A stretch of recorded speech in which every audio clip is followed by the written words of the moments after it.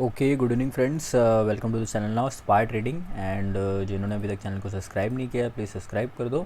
आज हम लोग मंगलवार के मार्केट का एनालिसिस करेंगे क्योंकि फिन निफ्टी की एक्सपायरी है। मंडे के दिन थोड़ा सा बिजी था, मैं वीडियो बना नहीं पाया। बट अभी तक जिन लोग ने व्हाट्सअप ग्रुप को ज्वाइन नहीं किया प्लीज़ ज्वाइन कर लो। वहाँ पे ऑलरेडी मैंने बता दिया था कि गैप अप होने वाला है मार्केट। अगर आप ग्रुप में ज्वाइन थे तो आपने ऑब्वियसली अप साइड का मार्केट ट्रेड किया होगा। उसके बाद मार्केट अप साइड आया, अप साइड आने के बाद कंसोलिडेट हो गया। तो ये था हमारा मार्केट कंटिन्यूसली फॉल डाउन हुआ था। यहाँ से इसने एक ब्रेक थ्रू दिया कि हाँ ये अप साइड के लिए आएगा, और अप साइड आने के बाद अच्छा खासा मार्केट मूव भी किया। उसके बाद अगर आप सी में होल्डिंग भी करते तो भी ठीक था, और जिस तरीके से मार्केट को मूव करना चाहिए था उस तरीके के मार्केट ने क्लोजिंग भी दी है। अगर किसी ने अभी तक ज्वाइन नहीं किया है तो प्लीज़ ज्वाइन कर लो, वरना काफ़ी कुछ मिस कर रहे हो। मोस्ट प्रोबेबली नॉलेज और प्रॉफिट दोनों मिस कर रहे हो।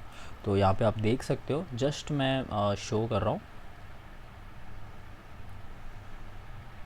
ओके, सो लोड हो गया मैसेजेस, आप देख सकते हो। यहाँ पे मैंने ऑलरेडी चैट किया हुआ था और ऑलरेडी बता दिया था मार्केट को। एनालिसिस एक दो लोग और करते हैं ग्रुप में, अपने अपने थॉट्स और व्यू पॉइंट्स शेयर करते हैं। तो just like you can read a message here, may be gap up होके साइडवे हो जाएगा। और सोचो यही दो जो स्टार मार्क लाइन है ना, ये लाइन बहुत होती है यार प्रॉफिट बनाने के लिए।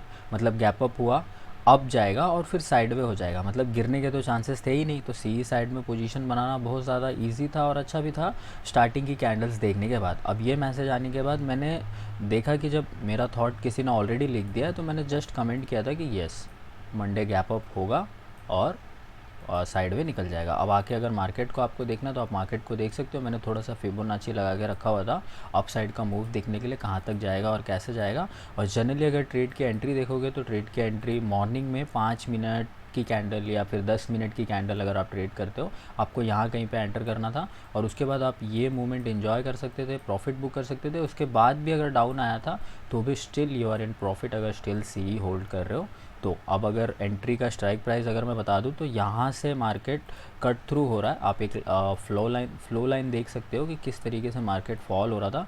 मैंने अभी फ़िलहाल के लिए 5 मिनट का टाइम फ्रेम इंक्लूड किया हुआ है।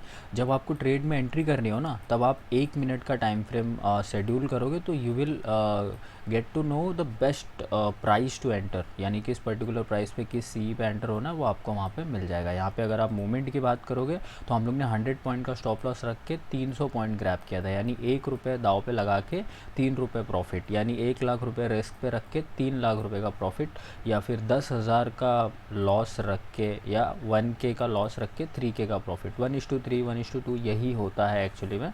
और ये बखूबी अभी तक स्टैंड कर रहा है। मतलब अब कल का मार्केट सोचो क्या हो सकता है, उसके बाद और भी टारगेट्स मिल सकते हैं। यहाँ पे एक हॉरिजॉन्टल लाइन है तो इसका थोड़ा सा रिस्पेक्ट ध्यान में रखना।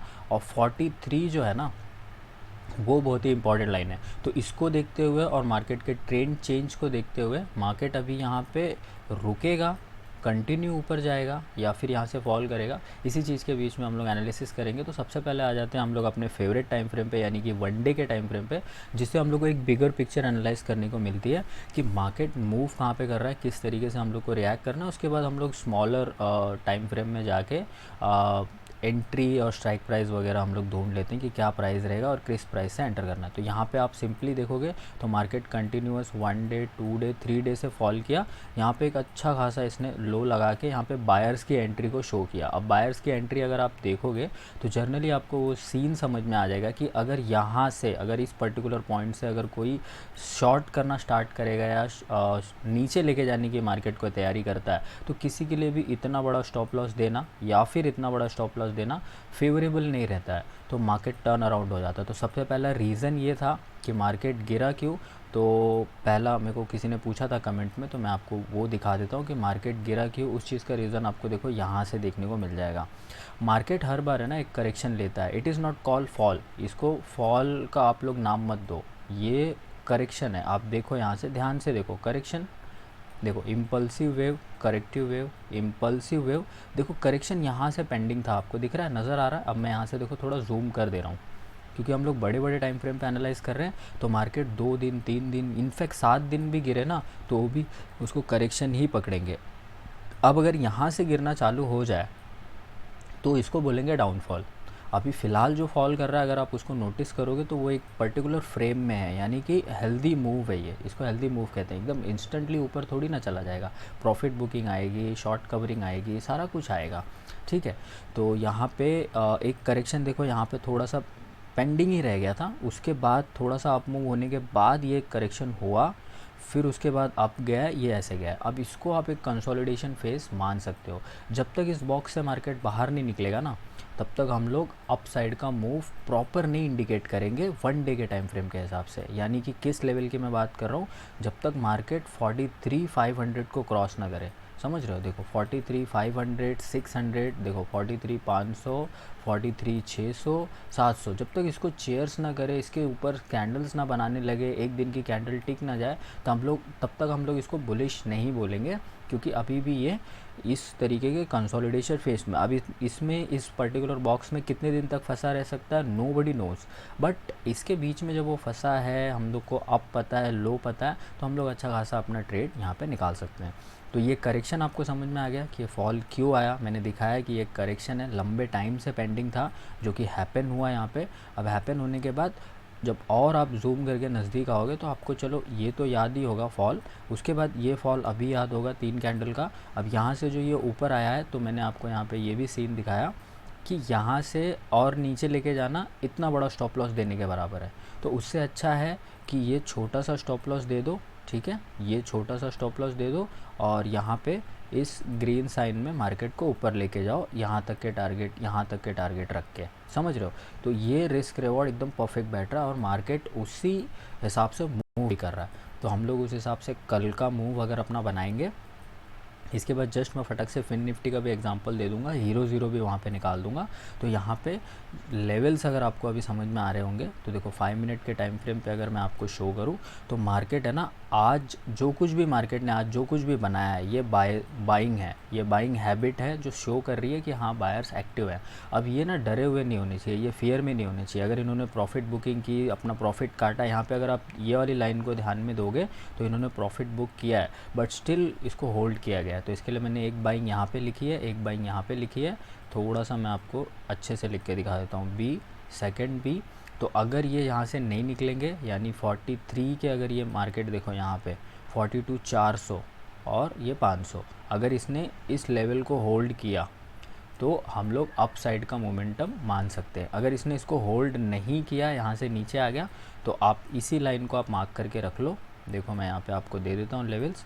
अगर ये टूटता है तो हम लोग पी साइड में जाएंगे, अगर ये नहीं टूटता है, स्टिल होल्ड भी रहता है ना, तो अप साइड के ब्रेकआउट के लिए रेडी रहना, अप साइड मार्केट जा सकता है। और ज़्यादा टाइम तक होल्ड किया, अपर कैंडल्स नहीं आ रही है, तो यहाँ से आप खाली ये लिख के रख लो, ये बायर और ये यहाँ पे सेलर, और जो नेक्स्ट सेलर आएगा वो इसके नीचे यहाँ पे तो दिख ही रहा है हम लोग को, यहाँ कहीं पे हम लोग को एक एस अज्यूम करके रखना है, और ये जो बाइंग है यहाँ कहीं पे इसको अज्यूम करके रखना है।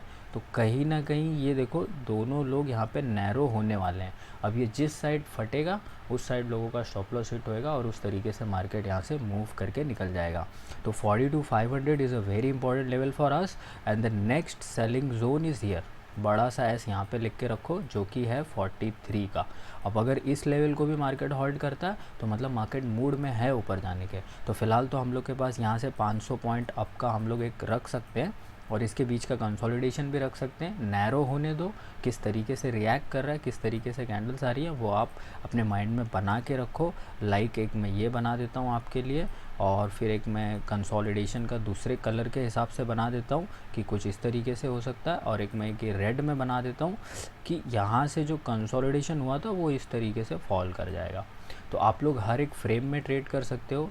इस फ्रेम को आपको कुछ ऐसे पकड़ना है, डाउन वाली को, ठीक है, यहाँ कहीं पे एंट्री करोगे और यहाँ तक का कहीं का आपका टारगेट आएगा, इससे ज़्यादा का टारगेट नहीं रखना। और यही सेम चीज़ यहाँ कहीं का स्टॉप लॉस रख के यहाँ कहीं का टारगेट रख सकते हो। और जब कंसोलिडेशन करेगा तो मैं तो अवॉइड करता हूँ ट्रेड को। अगर आपको छोटा मोटा स्कैल्पिंग करना हो तो यहाँ पे मैं आपको देखो एस लिख के दे रहा हूँ, यहाँ से शॉर्ट कर देना, और यहाँ पे बी लिख के दे रहा हूँ, यहाँ से बाय कर लेना। एकदम सिंपल एनालिसिस आपको करके दिए, थोड़ा सा खिचड़ी बन गया, बट अगर आप इन लेवल को देखना चाहते हो तो देख लो। 43, 300, 200, 100 से बाय बनती है, और 43 500-600 के आसपास से सेल बनती है। अगर ये सेल बाय में कन्वर्ट होती है हम लोग बाय साइड चले जाएंगे, और इसके बीच में रहती है तो हम लोग छोटा मोटा स्कैल्पिंग कर सकते हैं। तो इस वाले फ्रेम को उठा के रखो यहाँ से। ये आज भी टारगेट दिया है, ये कल यहाँ तक का भी टारगेट दे सकता है। ये मेरा अभी भी CE को लेके अजम्पशन है।